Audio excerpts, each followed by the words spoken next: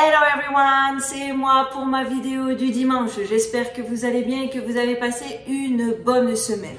Avant de commencer et de rentrer directement dans le vif du sujet, attendez-vous à ce que cette vidéo soit un peu plus courte que d'habitude parce que comme vous pouvez le voir, j'ai eu quelques problèmes de logistique, forcément, tant que j'aurai pas tout changé, ça va se reproduire, mais que dans le doute de savoir si je pourrais la monter, pas la monter, si je pourrais la poster, j'ai préféré faire court que de m'embarquer dans une démonstration, partir sur 45 minutes et qu'à la fin je sois coincée comme j'ai été coincée depuis le début de l'enregistrement de celle-là. Donc écoutez, j'ai fait au mieux, j'espère que vous ne serez pas déçus, mais en plus le sujet que je voulais aborder, je pense qu'il ne nécessitait pas non plus forcément que je creuse de ouf. Alors, je croyais que la participation des élites d'Hollywood à des rituels de consommation de sang n'était qu'une simple théorie du complot si on en croit monsieur et madame tout le monde. Et pourtant, dans une interview accordée au magazine Glamour, Megan Fox a révélé qu'elle buvait du sang à des fins rituelles. De plus, son petit ami, Machine Gun Kelly, oui, c'est vraiment son nom, Machine Gun Kelly, je sais pas.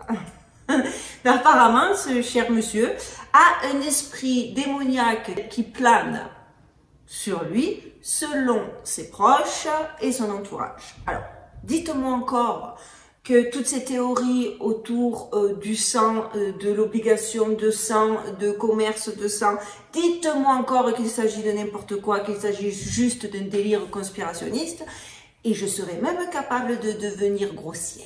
Allez les amis, Megan Fox et l'interview vérité, c'est maintenant.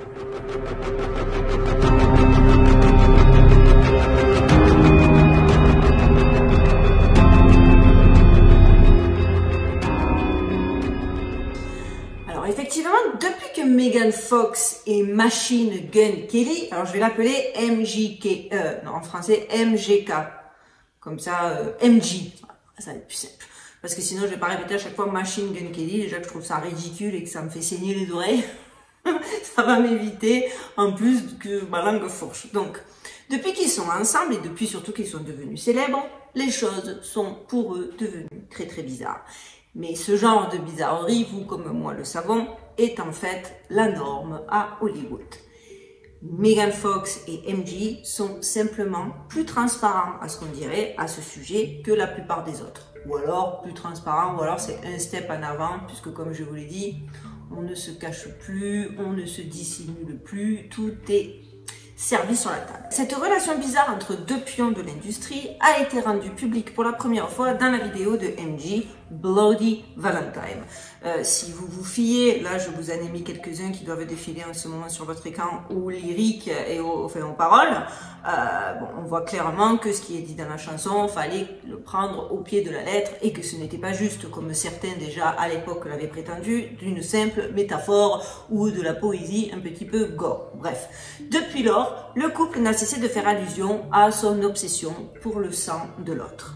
Dans ce post Instagram datant de 2021, MJ a écrit de manière effrayante « Je porte ton sang autour de mon cou ». Et il a ajouté, comme vous le voyez, des émoticônes représentant un couteau et une goutte de sang. Personnellement, moi quand j'envoie des émoticônes, c'est des petits bonhommes avec des cœurs, des prières, des sparklings. J'ai jamais... D'abord, il y a une fois où je me suis dit, mais qui utilise des gouttes de sang, des seringues, parce qu'il y a quand même des émoticônes, il faut avouer, assez étranges. Ben voilà. En tout cas, MJ et Megan Fox, eux, ils utilisent. Donc, dans un post célébrant d'ailleurs les fiançailles du couple, Megan Fox a sorti et a clairement annoncé « Nous avons demandé de la magie. Nous étions évidents quant à la douleur que nous pourrions affronter ensemble dans une période de temps si courte et frénétique. Inconscients du travail et des sacrifices que cette relation exigerait de nous, mais enivrés par la vie et par le karma. 1 an et demi plus tard, après avoir traversé l'enfer ensemble et avoir ri plus que je ne l'aurais imaginé, il m'a enfin demandé de l'épouser. Et comme dans chaque vie avant celle-ci, et comme dans chaque vie qui suivra, j'ai dit oui. Et ensuite, nous avons bu notre sang. Nous avons bu le sang l'un de l'autre. Alors, les plus naïfs et les fans diront que c'est mignon, mais c'est terriblement mignon. Moi, déjà, d'entrée de jeu, je trouve que c'est un peu plus flippant que mignon, mais après tout, chacun son mode de compréhension. Puis, MJ a posté encore une vidéo de la bague de fiançailles. Cette bague contient un élément hautement symbolique que MJ a expliqué dans le plus grand des calmes. Les anneaux de cette bague sont en fait faits d'épines. Et si elle essaie d'enlever la bague, ça lui fera extrêmement mal. J'avoue que moi, à l'époque où je m'étais mariée, j'avais envisagé d'offrir une bague à mon mari avec un GPS intégré. Oui, vous êtes en train de penser que je suis folle. Mais apparemment, j'étais pas si folle que ça, puisque maintenant, 5 ans après mon divorce, je peux dire même que je l'avais vu arriver. Mais par contre, de là à lui offrir une bague qui lui aurait perforé la peau, faut avouer que ça va très loin. Mais bon, on ne juge pas, chacun fait ce qu'il veut, poursuivons. Cette bague représente parfaitement le statut d'esclave de Megan Fox dans l'industrie du cinéma. Si elle essaie de se libérer, le message est clair, elle sera blessée. Dans une interview récente, Fox a d'ailleurs révélé à quel point elle était plongée dans la folie d'Hollywood. Lorsque le magazine Glamour Infiltré a posé la question à Megan de savoir si elle avait réellement bu le sang de son mari ou si c'était juste un effet de style, un effet de manche, une façon de faire comprendre aux gens qu'ils étaient en fusion et tout, elle a donné sa réponse sans l'ombre d'une hésitation. Je vous laisse regarder la vidéo sous-titrée. But yes, we do consume each other's blood on occasion for ritual purposes only. It is used for a reason, and it is controlled where it's like, let's shed a few drops of blood and each drink it. He's much more haphazard and hectic and chaotic, where he's willing to just like cut his chest open with broken glass and be like, take my soul, let me bleed on you. It doesn't not happen, let me tell you. Maybe not exactly like that, but a version of that has happened many times. Vous avez vu, moi j'ai retenu surtout, je suppose que boire le sang de l'autre pourrait induire les gens en erreur, ou comme si les gens nous imaginaient avec des gobelets, que nous étions un petit peu dans Game of Thrones en train de boire le sang l'un de l'autre. Attendez les gens, c'est juste quelques gouttes, mais oui, nous consommons le sang des autres à l'occasion, uniquement à des fins rituelles. C'est utilisé pour une raison et c'est contrôlé. C'est comme si on versait quelques gouttes de sang et que chacun le buvait, genre il n'y a rien de fou. Ah ben excusez-nous, 3 gouttes ou un pichet de sang, de base, c'est pas quelque chose de super naturel. C'est pas quelque chose que beaucoup pratiquent, et en tout cas dans la vie des personnes lambda, faut avouer que moi personnellement ça m'a pas mis super à l'aise. Mais bon, c'est vrai que moi depuis maintenant 2 ans et demi, j'ai tendance dans mes vidéos justement à souligner l'obsession de l'élite pour le cannibalisme et la consommation de ça dans le cadre de rituels occultes. Pour ça, du coup, certains vont me dire que je vais utiliser des raccourcis, mais moi, c'est quelque chose qui me saute tout de suite au visage. Beaucoup ont rejeté ces affirmations comme étant de folles théories de conspiration, mais même YouTube m'a censuré de nombreuses vidéos que vous pouvez d'ailleurs retrouver sur Odyssée. Mais bref, moi je vous le dis, et cette interview semble confirmer ce que je dénonce, et fort heureusement je ne suis pas la seule, mais c'est réel. Et maintenant, comme ils peuvent plus nier, parce que clairement, quand il y a des gens comme Elon Musk qui rajoutent Twitter, qu'il y a des gens, alors je suis pas en train de dire que Elon Musk travaille pour le bien ou quoi, parce que j'en sais rien, je suis encore dans l'expectative, je jauge l'individu, j'arrive pas à me décider. Mais si clairement, de plus en plus de censures sont levées, et que, comme je le crois, il y a des gens aussi qui travaillent dans l'ombre pour le bien, et qu'il y a de plus en plus des gens qui s'éveillent, ils peuvent plus nier qu'il y a des pratiques sanguinolentes qui se déroulent, que ce soit à Hollywood ou même dans des sphères un peu plus politisées, etc., etc. Mais donc, quelle est la solution? Ben, carrément, maintenant, ils essaient de le normaliser. Oui, oui, ça va. Qui n'a jamais bu du sang? Tu viens chez moi, premier truc que je fais, 3 gouttes de sang, on trinque, c'est la base. Donc bon. Mais un peu plus tard dans l'interview, Fox parle d'une expérience carrément impliquant de l'ayahuasca. qu'elle a donc partagé avec son cher et tendre MJ dans la jungle, une vraie, hein, pas comme certains font, hein, c'est-à-dire ils sont allés pratiquer une vraie cérémonie avec de l'ayahuasca. Et elle explique, toujours dans le plus grand des calmes, hein, que les chamans ont dit à MJ qu'il devait lui donner 3 doses d'ayahuasca parce que ce dernier serait habité par un esprit si sombre et si triste qu'il leur serait extrêmement difficile de l'en débarrasser ou de passer au-delà de l'esprit maléfique qu'il habitait pour une expérience optimale de l'ayahuasca. Donc ceci plus cela, ça commence à faire beaucoup. Alors Fox explique encore, comme si c'était quelque chose de tout à fait normal, que ni elle ni personne n'a d'ailleurs été surpris par ce diagnostic spirituel, car, poursuit-elle, c'est comme si un véritable esprit démoniaque planait en permanence au-dessus de lui. Petit aparté, et toi tu tombes amoureuse d'un mec qui au-delà, alors je sais les filles on aime bien les bad boys, on aime bien les gens torturés, mais parce que dans notre tête on associe ça à une espèce de mystère, à l'interdit, tu vois, mais de là à dire que tu vois qu'il y a un esprit démoniaque qui plane au-dessus de lui et que tu vas quand même aller trinquer à coups de coupettes de sang, là je me dis Megan, t'es en roue libre quoi. Alors donc elle continue, hein, parce qu'elle poursuit, hein, donc, elle affirme que ni elle ni personne, en tout cas que tous ceux qui le connaissent, que quand elle raconte cette histoire, il n'y a pas de réaction genre oh mon Dieu c'est pas vrai, un esprit démoniaque, les chamans ils l'ont vu, l'aura, mais quoi. Non, tout le monde dit ah d'accord, et puis quoi? Parce qu'elle ponctifie le truc, elle finit le truc en disant oui parce que finalement ça on le sait tous. Bon, apparemment à Hollywood ils n'ont pas les mêmes notions que nous, mais bon.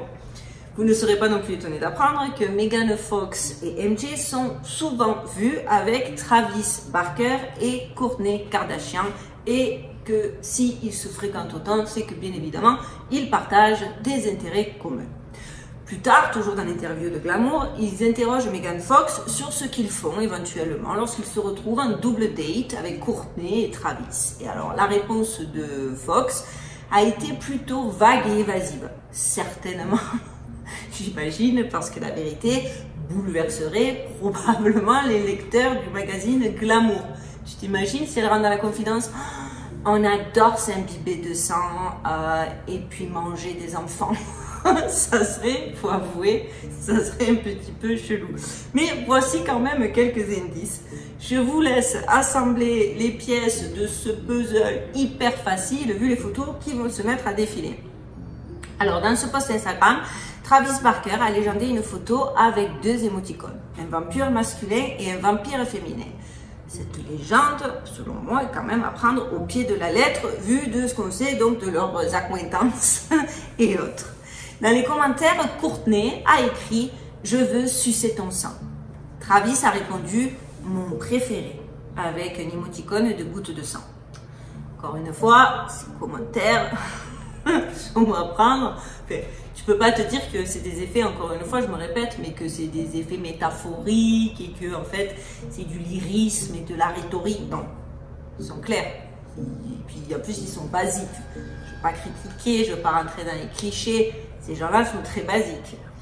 Après, quelques semaines auparavant, on peut voir aussi que Becker a posté une photo d'une fiole contenant son sang. Kourtney a reposté cette photo et a ajouté un émoticône de cœur noir. Aucune autre explication n'a été donnée pour cette interaction. En bref, les amis, Barker et Kardashian sont atteints de la même maladie que Megan Fox et MJ. Et Armie Hammer et Elisabeth Bathory, dont je vous ai fait l'ancienne, dont je vous ai fait la vidéo, je crois il y a 2 semaines maintenant, que vous retrouvez en barre de description, le lien en barre de description. Et bien d'autres encore. Mais clairement, cet attrait du sang pour le jeunisme, bref. Dans l'interview de Glamour, les révélations de Megan Fox sur le rituel du sang ont été précédées et suivies par tout un tas de signaux virtuels hollywoodiens. En effet, Fox a commencé par dire qu'elle était une icône féministe qui a combattu le patriarcat, et ainsi de suite. Ce blablabla générique a préparé le terrain pour qu'elle parle avec des évoltures. Alors, au calme, hein, vous l'avez vu, hein, toute sexy, toute jolie, toute mignonnette, elle envoie tout ce qu'elle peut. Donc, de boire, avec toute la désinvolture dont elle est capable, donc, de boire littéralement du sang. Comme si ce n'était pas quelque chose de complètement insensé. Vous allez voir, on retrouve tous les codes que l'élite tente de nous faire avaler par n'importe quel moyen. L'interview s'est donc poursuivie en évoquant Noah, le fils de Meghan, qui porte des robes depuis l'âge de 2 ans. Oui. Donc sur cette photo, vous pouvez voir Fox avec son fils Noah qui porte donc la robe de Frozen, le personnage Frozen. Megan Fox a ensuite expliqué qu'elle avait acheté des livres écrits par des enfants transgenres pour parler de ce sujet à son fils. Megan Fox, avec ses 3 fils que vous voyez encore, Noah porte une chemise qui dit « Strong Girls », comprenez, fille forte. Bon. La sorcellerie d'Hollywood et les fils portant des robes vont clairement de pair, puisqu'on l'a déjà vu via Madonna et via Angelina Jolie. Je ne sais pas si dans la vie, encore une fois, le sujet transgenre, les enfants et tout, c'est extrêmement touchy. J'ai pas envie d'utiliser des raccourcis, mais moi, dans ma vie normale, on dirait que chez eux, c'est beaucoup plus fréquent que dans le monde ordinaire. Il y a de quoi se poser des questions. Megan Fox a littéralement dit qu'elle participait à des rituels de sang avec son petit ami qui se trouve être possédé par des démons. Que voulez-vous d'autre sur l'industrie du divertissement? Comment après ça peut-on encore douter qu'il se passe quelque chose de puant à l'intérieur même d'Hollywood? Ces gens sont des malades. Et les amis, ce n'est que la partie visible de l'iceberg. Dans ce milieu, vous le savez, le sang des enfants est jugé comme le plus puissant. Alors imaginez-vous. Mais je suppose que je vais avoir des commentaires m'incendiant et me disant qu'il ne s'agit rien d'autre qu'une folle théorie de conspiration. Et que si Meghan, elle adore boire du sang, eh bien quoi? Elle a le droit, on est dans une société libre. Ce qui m'a fait de la peine, c'est que je me suis souvenu que pourtant en 2011, Megan Fox avait essayé de sortir de cet engrenage maléfique. Et d'ailleurs, à l'époque, pour dire que c'est pas non plus, mon explication sort pas non plus de nulle part, à l'époque, Megan Fox avait décidé d'enlever sa Marilyn Monroe qu'elle avait tatouée sur son avant-bras. Petit rappel pour ceux qui l'ignoreraient, la starlette blonde était le premier MK Ultra Sex Kitten. Monroe est devenue une sorte de poster girl pour l'industrie du contrôle mental. Il est presque obligatoire pour toutes les starlettes qui font partie du programme de faire allusion à l'icône blonde d'une manière ou d'une autre dans des photoshoots, des clips, des vidéos, des interviews, chaque fois qu'elle peut. Pour ceux qui en doutent ou qui sont déjà en train de dire non mais n'importe quoi, voici un florilège non exhaustif de stars qui vous le prouve. Marilyn Monroe est le sex symbole ultime, incarnant tout ce qu'Hollywood représente. Le glamour, les paillettes et le sex appeal. Son personnage emblématique de blonde sensuelle a révolutionné à jamais l'industrie du cinéma et à ce jour encore, elle exerce une grande influence sur la culture populaire. D'ailleurs, ils ont essayé de la rattraper avec des ersatz de Pamela Anderson et autres. Elle reste le modèle ultime. Si Marilyn représente tout ce qui est glamour à Hollywood, l'histoire troublante de sa vie privée représente également tout ce qui est sombre à Hollywood. Marilyn a en effet été manipulée par des docteurs de l'esprit de haut niveau qui contrôlaient tous les aspects de sa vie et lui ont fait perdre la raison. Sa mort, à l'âge de 36 ans, est l'une des premières morts mystérieuses de célébrités de la culture populaire. Bien que de nombreux faits indiquent qu'il s'agisse d'un meurtre, elle est toujours considérée comme un suicide probable, parce que c'est ce qui est dit dans son dossier. C'est pas elle s'est suicidée, c'est suicide probable.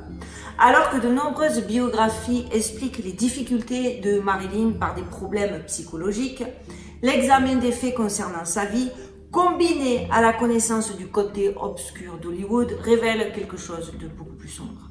Marilyn Monroe a été l'une des premières célébrités soumises au contrôle mental monarque, une branche du programme MK Ultra de la CIA. Pour plus d'informations sur le sujet, allez voir ma vidéo, je vous mets le lien dans la barre de description. Sommes-nous sous influence MK Ultra? Si elle n'est pas sur YouTube, vous la retrouverez sur Odyssée, parce que je ne sais plus trop ce qu'ils ont fait sauter, pas fait sauter, parce que ils m'ont fait sauter pas mal de vidéos. À cause de son traumatisme et d'une programmation psychologique, Monroe est devenue une marionnette de haut niveau de l'élite de l'ombre, devenant même le modèle présidentiel de JFK. Lorsque la programmation de Monroe a perdu son effet et qu'elle a commencé à s'effondrer, certains affirment qu'elle a été jetée hors du train de la liberté. Ce qu'il faut savoir est un terme utilisé pour MK Ultra pour désigner les esclaves qu'ils ont tués ou détruits lorsqu'ils ne leur sont plus utiles, voire potentiellement dangereux. Il faut savoir qu'apparemment, elle avait un petit carnet rouge où elle notait tout et qu'elle avait menacé, peu de temps avant sa mort, de publier. Et justement, à l'époque, les raisons qui avaient poussé Meghan à se faire détatouer sont assez intéressantes.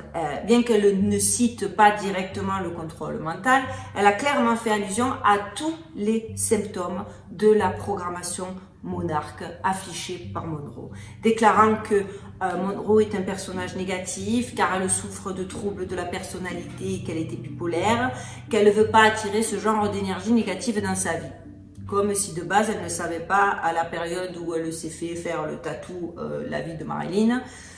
Et ce qui est drôlement étrange, puisque elle avait mis du temps avant de choisir son tatouage et qu'avant même de faire son tatouage, Megan Fox était vantée à de multiples reprises de ses similitudes avec le sex symbol, disant une fois qu'elle avait peur même de mourir si tôt et dans des circonstances mystérieuses comme la légende d'Hollywood.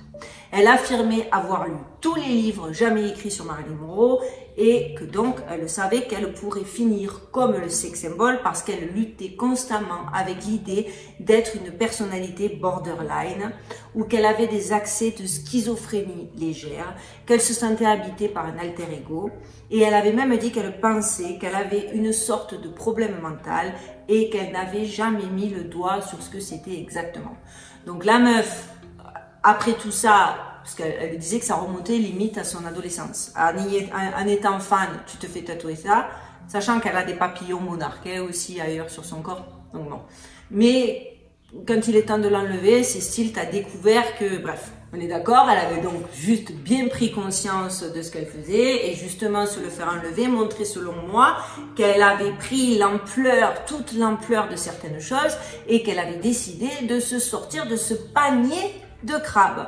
Problème, à partir du moment où elle a commencé à ouvrir sa bouche et à faire des actions comme se détatouer, alors qu'elle était la starlette dont le tout Hollywood s'accordait à dire qu'elle était la star montante, la digne relève d'Angelina Jolie, voilà qu'après ces déclarations, elle fut virée du film Transformers et que toutes les portes des studios se sont fermées devant son nez et qu'elle a été rencardée à ne plus faire que des séries B, des mauvais films de seconde zone, etc., etc. Elle aura quand même tenu bon. On dirait que l'appât de la célébrité, de la gloire et de l'argent auront eu raison de sa prise de conscience. Et pourtant, en étant fan de Marilyn Monroe, elle aurait dû écouter ce que ce dernière disait en parlant d'Hollywood. Hollywood est un endroit où l'on vous paie 50 000 $ pour un baiser et 50 cents pour votre âme.